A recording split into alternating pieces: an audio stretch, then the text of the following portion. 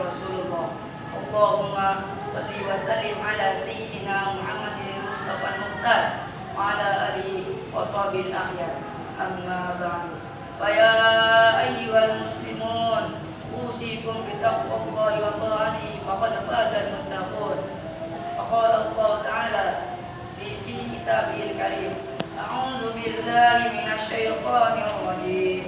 Bismillahirrahmanirrahim. Laqad kana lakum fi Rasulillahi uswatun hasanah liman kana yarjullaha wal yawmal akhir wa dzakarallaha katsiran. Jamaah salat Allah.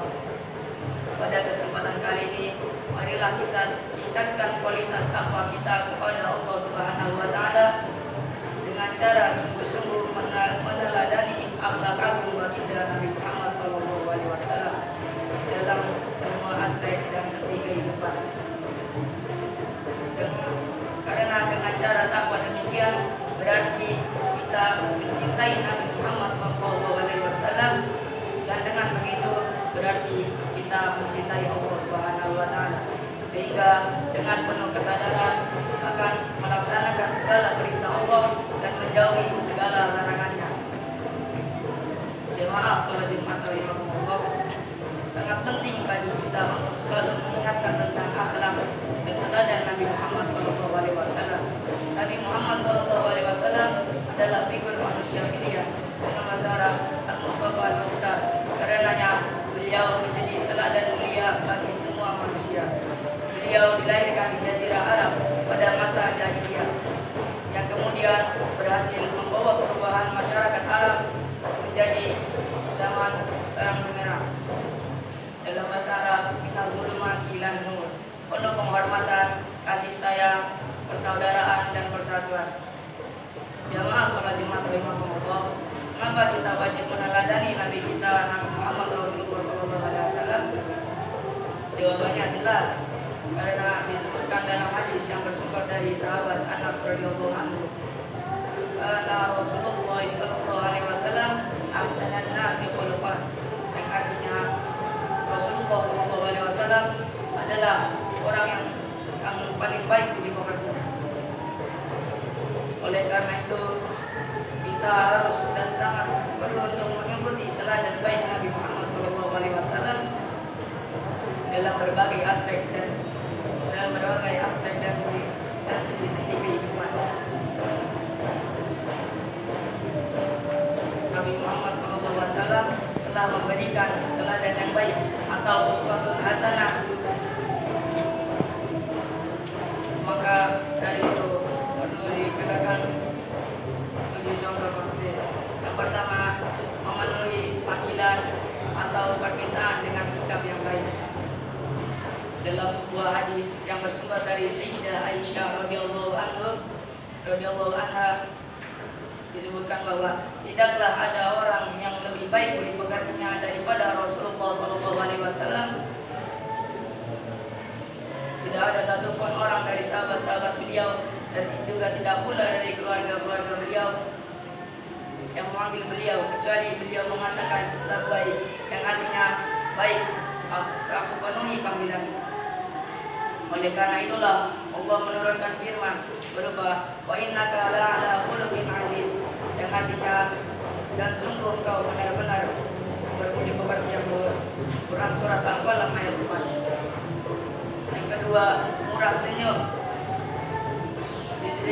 Diceritakan dalam hadis bahwa ketika Rasulullah SAW ketika sendirian di rumah, karena ayat nasi akraman nas Wakana rajulan min rijalikum illa annahu kana dhahakan tasama, yang artinya beliau adalah manusia yang paling mulia dan manusia yang paling lembut. Hadis riwayat Bukhari, hadis riwayat Ahmad.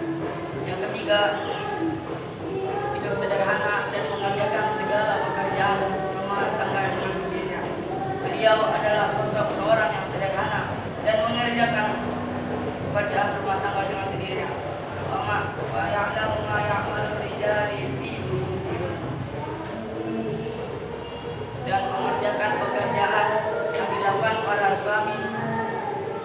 di rumah-rumah itu, di rumah-rumah kalian. Yang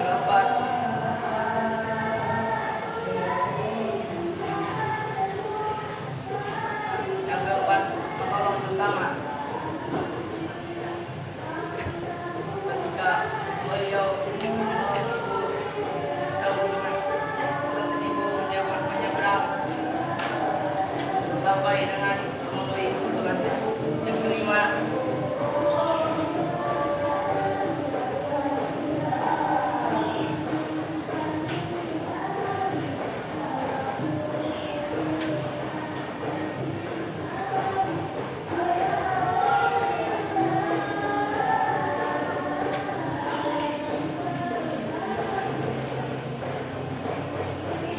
beliau penuh kasih sayang pada umatnya. Diriwayatkan dari Anas bin Malik bahwa Nabi Muhammad SAW suatu ketika mendengar suara tangisan anak kecil, padahal beliau sedang sholat, maka beliau membaca surat yang pendek dan surat yang ringan karena khawatir menyulitkan ibu anak tersebut. Hadis riwayat Al-Bukhari. Keenam, penuh perhatian dan kepedulian sosial. Abu Ya'la dalam musnadnya meriwayatkan sebuah hadis dari Anas radhiyallahu anhu yang artinya Rasulullah SAW ketika ada seseorang yang tidak tampak bersama saudara-saudaranya selama 3 hari, maka beliau menanyakan keadaannya. Jika ia tidak hadir, maka beliau memanggilnya. Jika ia hadir, maka beliau menghampirinya. Dan jika ia sakit, maka beliau menjenguknya. Hadis riwayat Abu Ya'la. Ketujuh, mengajarkan kedamaian salam. Nabi SAW mengajarkan kedamaian, bukan kekerasan, tindakan anarkis dan kemurkaan, apalagi terorisme yang justru menciderai citra Islam sebagai agama yang rahmatan lil alamin. Dalam hadis riwayat Ahmad dari Abu Hurairah disebutkan sabda Nabi SAW, al-muslimu man saliman nas min lisani wa yadihi. Maksudnya adalah bahwa orang Islam sejati itu adalah orang yang tangannya atau perbuatannya, ucapannya atau lisannya tidak mengganggu dan tidak menyakitkan bagi orang lain. Dalam istilah lain, orang Islam sejati itu adalah bila sikap, perbuatan dan ucapannya mengandung kedamaian dan kesejukan bagi sesama manusia.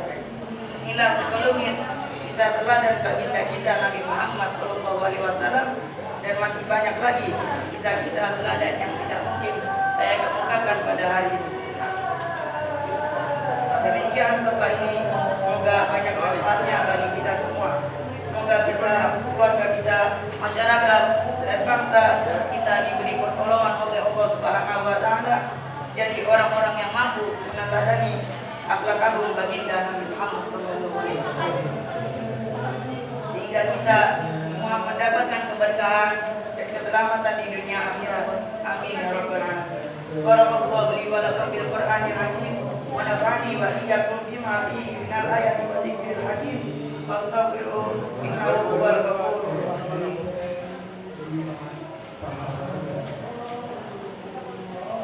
Innal hamdalillah asyhadu an la